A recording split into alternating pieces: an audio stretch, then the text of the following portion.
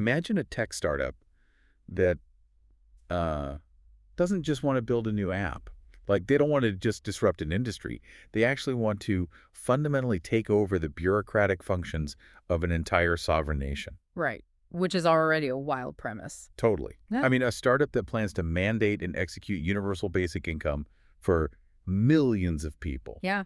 And they want to harness 50,000 megawatts of glacial hydropower. Yeah. And then, eventually launch massive server farms into the literal vacuum of space. Because why not? Right. I mean, if you're already taking over an economy, you might as well go to space. Exactly. Oh, and the way you get in on the ground floor of this supposed trillion-dollar enterprise, Yeah.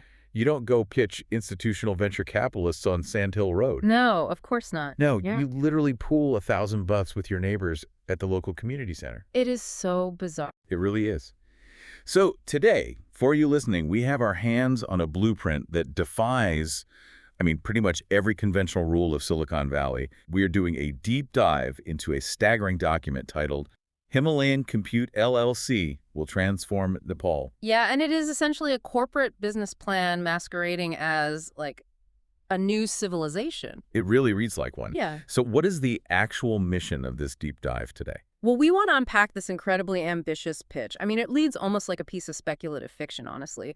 But the financial engineering and the geopolitical mechanics proposed in this text are deadly serious. They really are. Yeah, we're looking at a proposition aimed at turning the Himalayas into the absolute epicenter of the global AI compute market. Which is just a massive claim. Right. The author isn't trying to just build a cool product. They are architecting an entirely new economic reality for a country that's, wedged between India and China.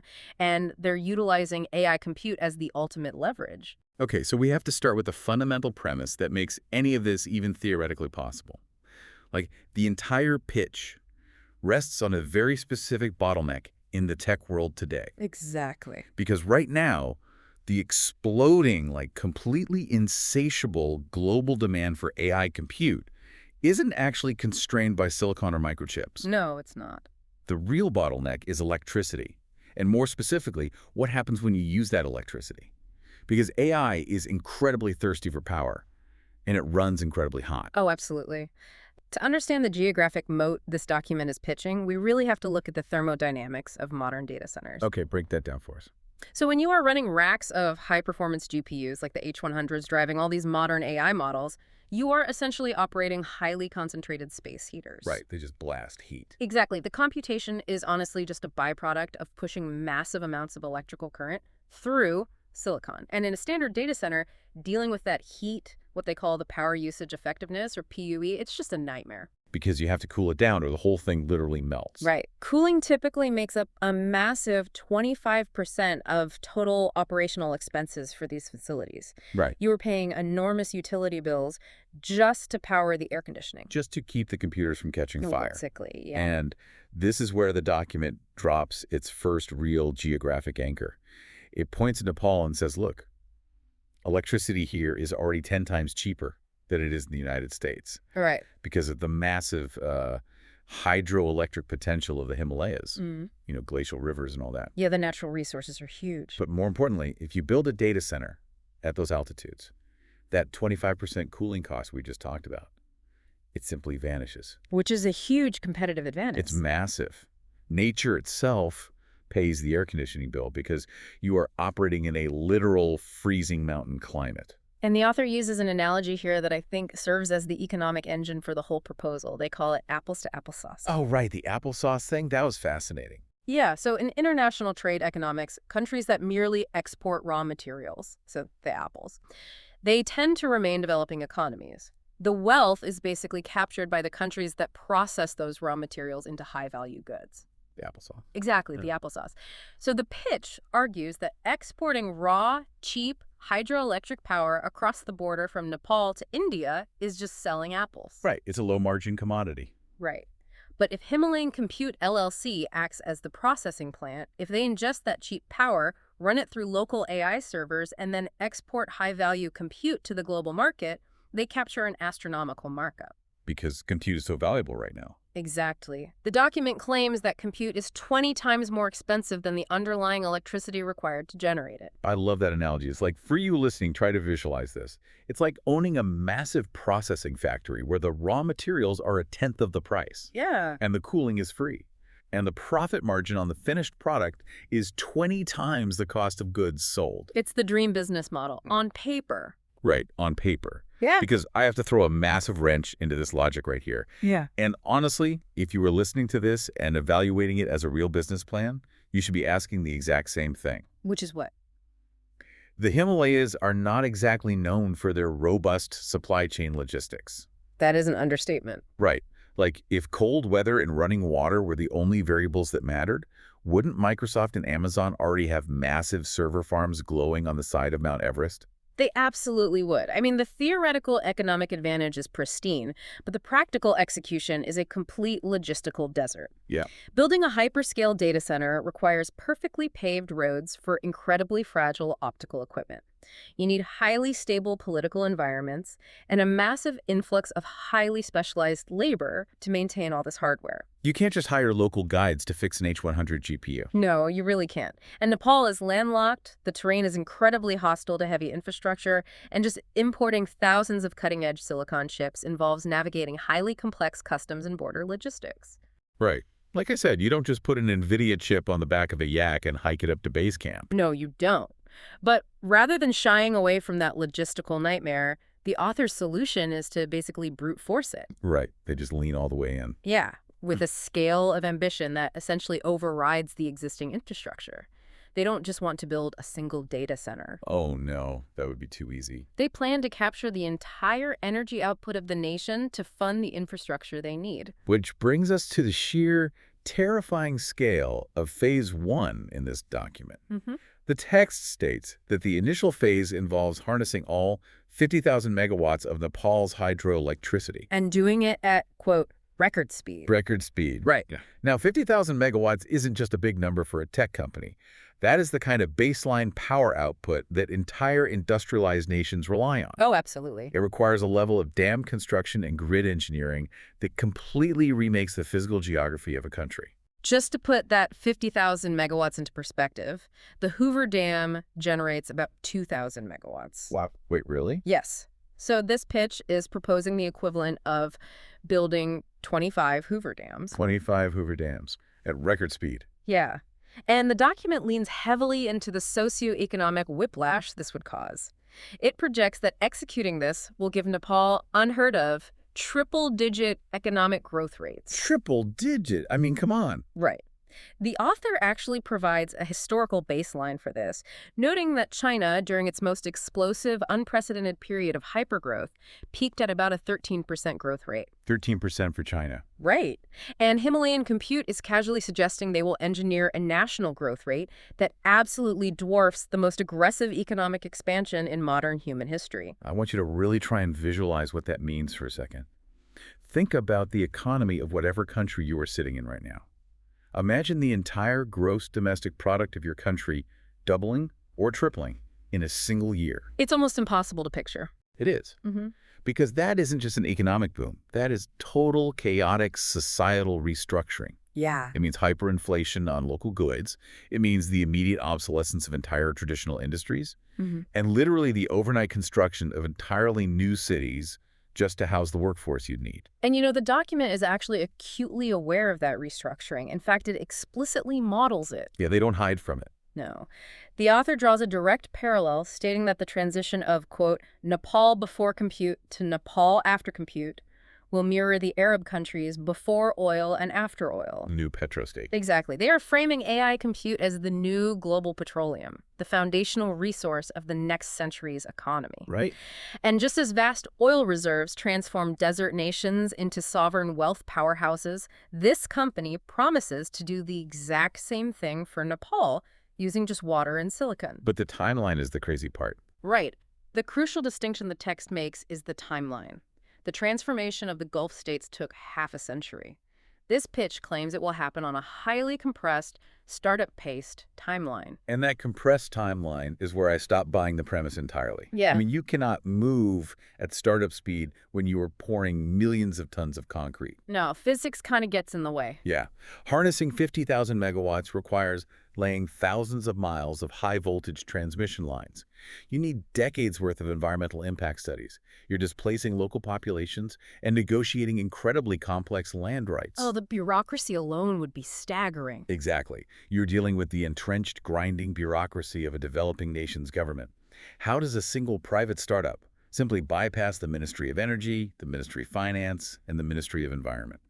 Well, you've hit on the exact friction point that normally kills mega infrastructure projects. And the author knows this. They know that standard lobbying or like public-private partnerships will drown the company in red tape. Right, they'd be stuck in committee meetings for 20 years. Exactly. So to solve this, the pitch introduces what is honestly arguably the most radical legal and corporate maneuver in the entire document. The one-desk policy. Yes, the one-desk policy and a highly weaponized capitalization table. This part genuinely made my jaw drop. Yeah. Their strategy to cut through the bureaucracy isn't to hire local fixers or lawyers. They are directly offering 10% equity in Himalayan Compute LLC to the government of Nepal. Right. Just giving the country a piece of the pie. And in exchange for that 10% equity, the government has to agree to a one-desk policy. Which means what exactly? The company demands a single, dedicated desk situated physically inside the Prime Minister's office. Wow. Yeah. And that specific desk is to be granted the absolute legal authority to handle, approve, and bypass all government paperwork at all levels, across all ministries, exclusively for this company. It is a stunning fusion of corporate sovereignty and state interest. I mean, let's look at the mechanics of this. Yeah, please. By placing a sovereign nation on a startup's cap table, the founder aligns the country's financial upside directly with the company's operational velocity. Because if the company is slow, the country doesn't get paid. Exactly. If Himalayan Compute succeeds in reaching its trillion-dollar valuation, the government's 10% stake becomes worth $100 billion. Which is a massive windfall for Nepal. Huge. So the government is therefore financially incentivized to dismantle its own bureaucratic hurdles. That desk in the Prime Minister's office basically acts as a skeleton key. A legal skeleton key. Yeah. It essentially grants this private multinational corporation diplomatic immunity from the standard legislative and regulatory frameworks of the host country. But wait, because the capitalization table gets even more complex from there. It's not just the government getting a slice. Right, there's more. Another 10% of the company's equity is completely walled off for a foundation. Okay. And the stated goal of this foundation isn't to, build a few schools or hand out laptops. It is the total eradication of poverty in Nepal. The total eradication. Yes. They plan to achieve this by using the foundation's equity to fund direct, recurring cash transfers to the poorest 20% of the population. Wow. And the mechanism they specify to execute this is the Aadhaar UPI framework. Which is super interesting. The inclusion of Aadhaar and UPI is a very specific, highly technical choice that really reveals how they plan to bypass local corruption. Because giving out cash in developing nations is usually a logistical nightmare. Exactly. For context for the listener, Aadhaar is India's massive biometric identification system. It assigns a unique digital identity based on actual fingerprints and iris scans. Right. And UPI, the Unified Payments Interface, is the real-time settlement layer that allows instant peer-to-peer bank transfers via mobile phones. Basically like Venmo, but built into the entire banking system. Exactly. So by leveraging this existing, highly robust digital public infrastructure, the startup can theoretically pipe cash directly from its corporate treasury into the digital wallets of citizens in remote villages. Without anyone in the middle touching it. Right. Completely bypassing local politicians, physical banks, or regional administrators who might, skim from traditional aid programs. So they are a private tech company taking on the ultimate foundational responsibility of the state, like universal basic income. And they're administering it via a foreign nation's biometric API stack. It is wild. Let's look at who owns the rest of this company, because we've only covered 20%. Right, 10 to the government, 10 to the foundation. Exactly. The text allocates 30% to the team over a 10 to 15-year vesting period. And they argue that capturing the global AI market requires poaching the absolute best talent on Earth. Which makes sense. You need serious engineers for this. Yeah. Then another 30% goes to investors over 10 distinct funding rounds. Okay. And finally, 20% goes to the founder CEO. Right. But the founder's slice has a very strange structural quirk. It really does. The text outlines a 15-5 split for that 20%. Break that down. So the founder retains the ultimate voting power for the full 20%. That ensures they have absolute dictatorial control over the company's direction. Right, they can't be voted out. Exactly. However, the economic value, the actual wealth generated by 15% of that equity, is legally funneled back into the foundation. Wait, really? Yeah. And the plan is to use that to target poverty eradication in other geographic regions once Nepal is stabilized. The founder only retains the actual economic upside of 5%. I really want you listening to think about the power dynamic this creates. If this blueprint succeeds, you have a private corporation that controls the entirety of a nation's power grid. Yeah. It is the sole administrator of a nationwide universal basic income program, effectively paying the citizens directly. Right. It has a dedicated desk in the highest office of the land that acts as a skeleton key to override national laws. Yeah. And the government itself is relegated to being a minority shareholder in this entity. It is. At what point does this stop being a tech company and just become a modernized East India company? That's a fascinating comparison. I mean, it's a brilliant shortcut to eliminate red tape, but you are effectively blurring the line between a corporation and a sovereign state. The historical parallel to the East India Company is honestly mechanically accurate. It is the privatization of statecraft. Yes. The pitch is leveraging the unprecedented wealth-generating potential of the AI boom to basically demand terms of operation that no traditional multinational could ever successfully negotiate. Imagine Microsoft asking for a desk in the Oval Office to bypass all laws. It's unthinkable. Right. They are offering to buy national sovereignty with the promise of hypergrowth. But that entire premise collapses if the company can't actually fund the physical construction of these massive data centers and dams in the first place. Which forces us to examine how they actually plan to raise the cash, because talk is cheap, but dams are expensive. Very. And the financial engineering in Section 4 of this document is just as aggressive as the political maneuvering. The funding strategy spans 10 distinct rounds. 10 rounds is a lot. Let's look at round 1. The document states they are raising $1 million at a $10 million valuation. Okay, so for anyone familiar with venture capital, those are incredibly standard, almost boring seed round numbers. Completely normal.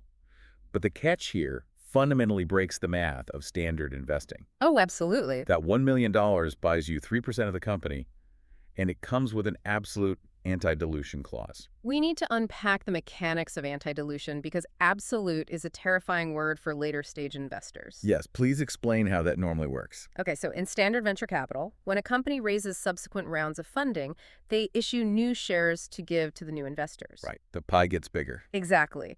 Because the total number of shares increases, the percentage of the company owned by the early investors mathematically decreases. They get diluted. Even though the value of their slice might be worth more, the actual size of the slice shrinks. Precisely. What this pitch is offering is radically different. It explicitly guarantees that the 3% purchased in round 1 will remain exactly 3% all the way through to an initial public offering. Across 10 massive funding rounds. Yes. Which means the financial pain of dilution is violently shifted up the chain. Yes. Like, if I'm an institutional investor coming in at round 5 and I invest billions of dollars, Right. I have to swallow the mathematical reality that the early angel investors are legally protected from giving up a single fraction of a percent. The new investor, take the entirety of the dilution hit. Exactly. It creates a heavily tiered, almost feudal class system of investors. That is wild. But the author justifies this incredibly hostile term sheet by projecting a valuation ramp-up that just completely defies gravity. Oh, the numbers get insane. They do. The text states round 2 will be a $10 million raise at a $100 million valuation. By round 4, they project raising $1 billion at a $10 billion valuation. $1 billion. And then round 5 reaches $10 billion raised at a $100 billion valuation. That escalated quickly. Very quickly. They are projecting a financial trajectory that only the absolute titans of the modern era companies like OpenAI or Anthropic have ever achieved. And they plan to do it in half the time. But you can't just walk into a room and demand a $100 billion valuation without proving you actually have customers. Like, you can't sell a theoretical dam. No, investors usually want to see some revenue. Exactly. And the pitch addresses this with a parallel revenue model. They plan to approach what they call mega customers. So the Googles, the Metas, the Microsofts. Right, the big players. And they are going to ask them to pay $100 million to $500 million up front for compute power that will be delivered 2 to 3 years in the future. Wow. Just giving them hundreds of millions of dollars on a promise. Yeah. They are promising the cheapest AI compute in the world, offered at a massive discount on the condition that the customer pays for it years before the servers are even plugged in. This is a massive risk transfer. Huge. But the text utilizes recent historical precedent to validate the model to the reader. It explicitly cites a scenario where major AI players, specifically Google and Anthropic, signed a massive billion-dollar-per-month contract with a provider. $1 billion a month. Yeah, often utilizing alternative infrastructure like SpaceX's networks in these examples, and it was for compute bandwidth to be delivered at a future date. So they're saying, look, this has already happened. Exactly. The author is using this to signal to potential investors that upfront, massive capital expenditure for future compute isn't a pipe dream.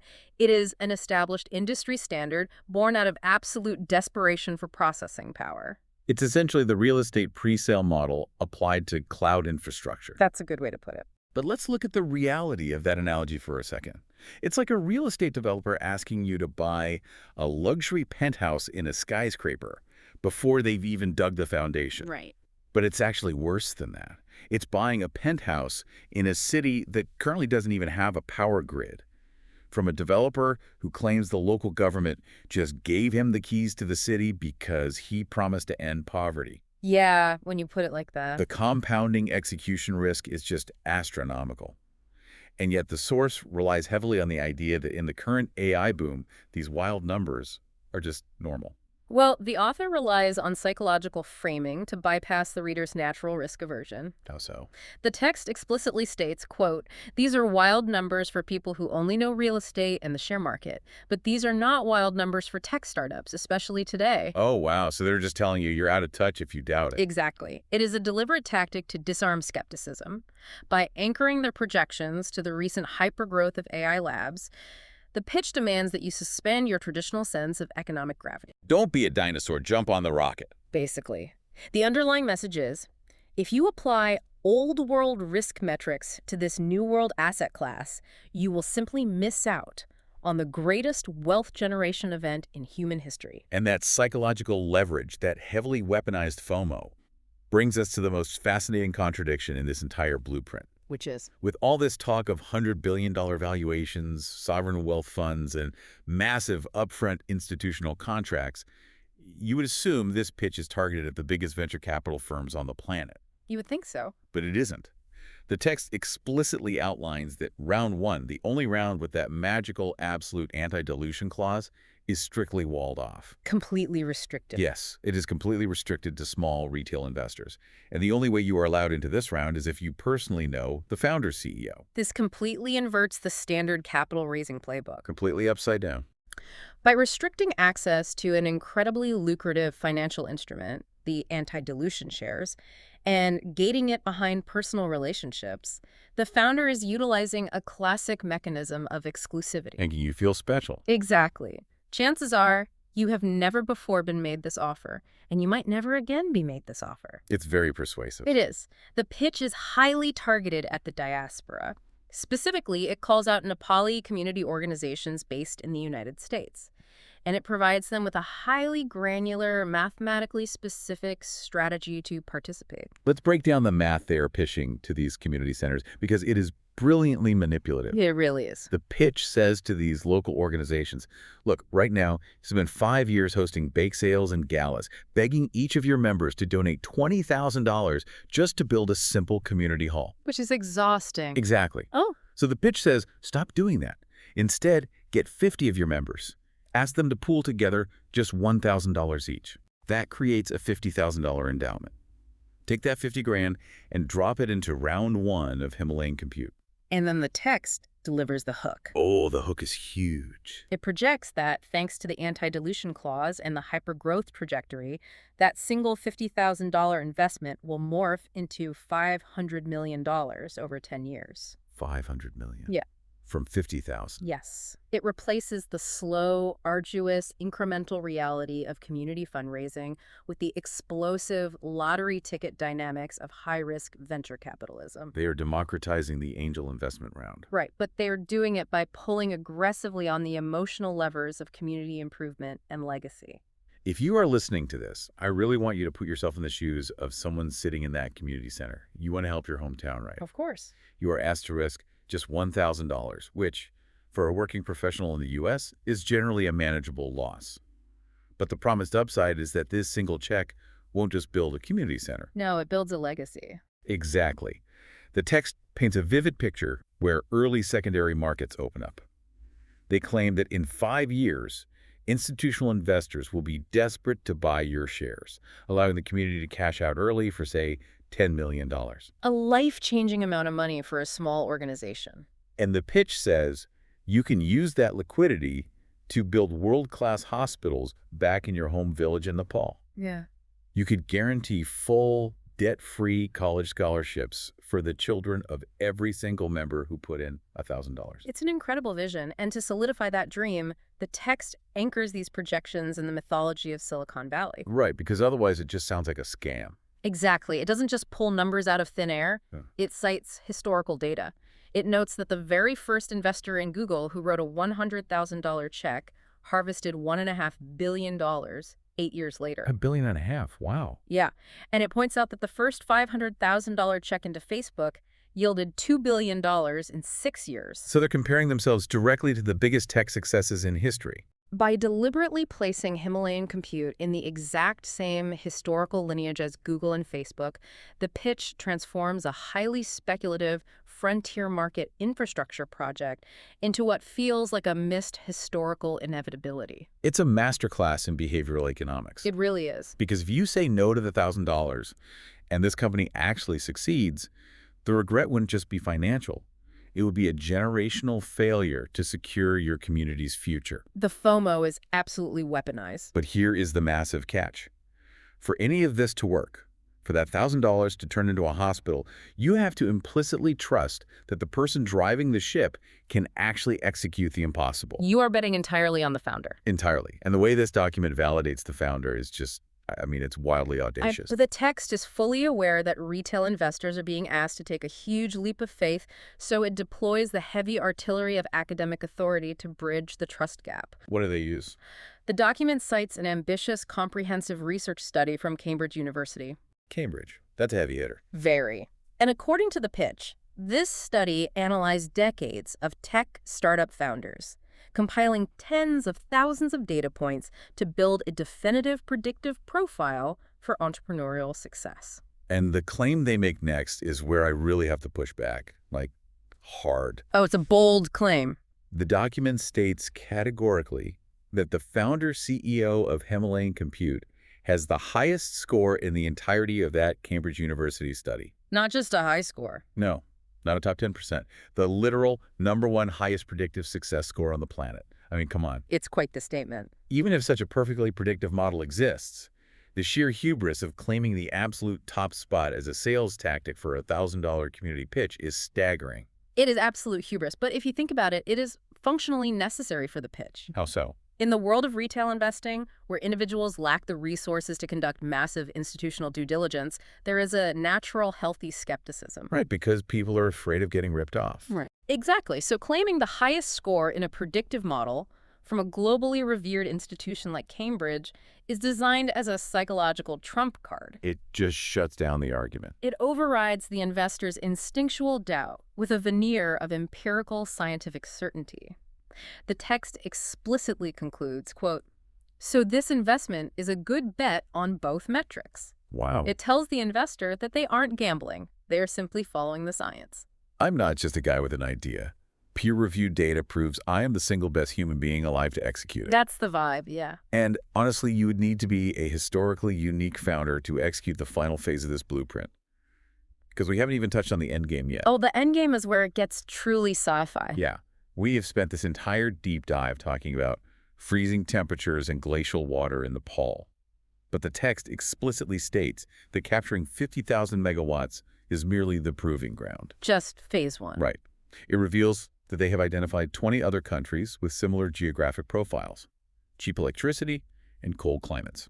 Once Nepal is tapped out, they plan an aggressive, multinational expansion to essentially monopolize global cold weather compute. And then the document drops its most spectacular claim with almost casual indifference. So casual. After detailing the global terrestrial expansion, it states, in 10 years, space might become economically viable. Space! Yes.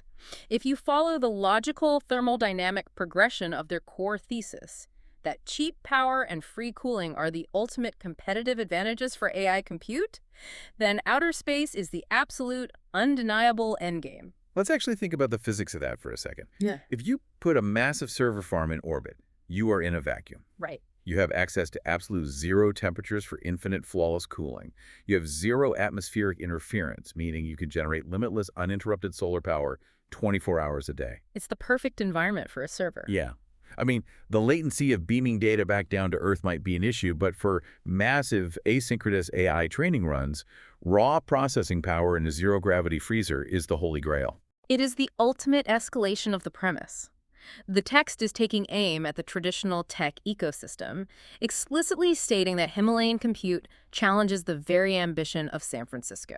That's a direct shot at Silicon Valley. Completely. They are telling the reader that Silicon Valley is thinking too small by trying to optimize air conditioners in California while they're planning to beam compute down from low Earth orbit. We started this conversation talking about a dedicated desk in a government office in Kathmandu. Right. And we have ended up with server farms orbiting the planet. But this brings me back to the central contradiction of this entire blueprint. Let's hear it. Let's look at the juxtaposition. You have a founder who allegedly has the ultimate predictive success score from Cambridge. You have a business plan that out-ambitions the biggest tech giants on Earth, Yeah. projecting a $100 billion valuation, global energy capture, and space deployment. If all of that is mathematically and physically viable, why on earth are you relying on community bake sale money? It's the million-dollar question. Right. If this is real, why isn't the sovereign wealth fund of Saudi Arabia or a giant like Sequoia Capital just writing a single $100 million check for round one right out of the gate? That is the defining structural paradox of the text. Ventures of this monumental, civilization-altering scale are traditionally financed at the highest echelons of institutional capital from day one. Because you need billions just to start. Exactly, precisely because of the infrastructure costs. The author's choice to reserve round one exclusively for retail diaspora investors with $1,000 checks points to two possibilities. Okay, what's the first? Either it is an unprecedented, ideologically driven act of philanthropic wealth sharing designed to genuinely enrich a specific community before the massive institutions inevitably take over. Which would be amazing, but very rare.